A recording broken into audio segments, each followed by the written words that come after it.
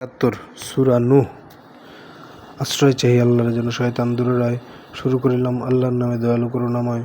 আমি তো নূহকে পাঠিয়েছিলাম স্বজাতির কাছে, তার শাস্তি আসার আগেই তাদের করে দিতে হুঁশিয়ার। জানালো সে হুঁশিয়ারি, তোমাদের তরে আমি প্রকাশ্য এক সতর্ককারী। এই বিষয়ে যে তোমরা আমার হয়ে যাও অনুসারী। এক আল্লাহকে ভয় করো আর ইবাদত করো তারই।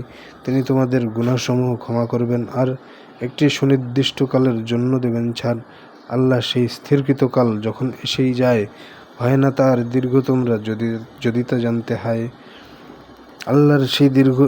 আল্লাহর সেই স্থিরকৃত কাল যখন এসেই যায়, হয় না তার দীর্ঘ তোমরা যদি তা জানতে হয়।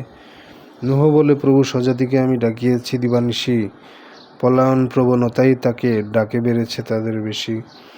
নূহ বলে, প্রভু স্বজাতিকে আমি ডাকিয়াছি দিবানিশি, পলায়ন প্রবণতাই সে ডাকে বেড়েছে তাদের বেশি।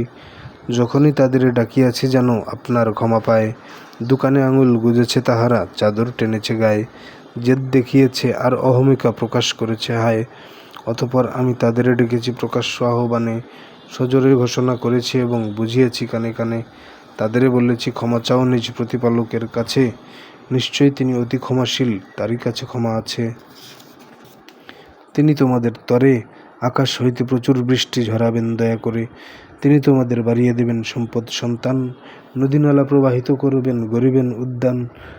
আল্লাহর শ্রেষ্ঠত্ব তোমরা নিচ্ছ না কেন মেনে? তিনি তোমাদের গড়েছেন নানা ধাপে ধাপে রেখো জেনে।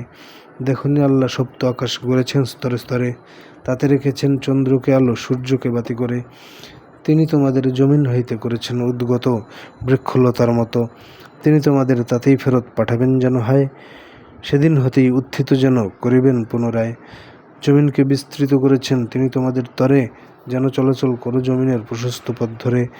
নূহ বলেছিল, মালিক আমার সম্প্রদায় আমাকে না মেনে মান্য করেছে, এমন জনের হায়। ধন সন্তান যার, ক্ষতি ছাড়া আর অন্য কিছুই বৃদ্ধি করেনি তার, আর তারা বড় ষড়যন্ত্রের ঘটিয়েছে বিস্তার। বলেছে মানুষদেরে, তোমরা নিজের উপাস্যদের কখনো দিও না ছেড়ে। ওয়াদ, সুয়া আর ইয়াগুস, ইয়াকুক, নাসর এদের কভু ছেড়ো না এরাই প্রভু। বলেছে মানুষদেরে, তোমরা নিজের উপাস্যদের কখনো দিও না ছেড়ে।